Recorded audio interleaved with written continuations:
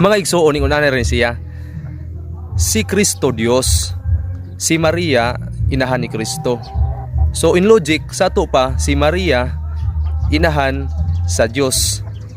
Ang simbahan miingon siya nga si Maria inahan sa Dios, referado na sa ikaduhang persona sa Santissima Trinidad nga mao si Kristo. Kaysa 1 Juan 1:14, ang pulo nga Dios nagpakatawo man og miagi ni Birhen Maria, San Mateo 1:18. Ingon na rin ang mindset sa pag-ila nato ni Maria nga inahan ni Kristo. Para dali nato mailhan kay karong panahon na naapod rabay inahan Maria niyang anak Jesus.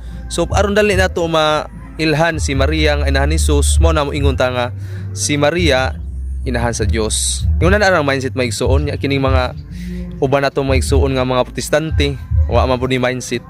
Okay, dahil salamat.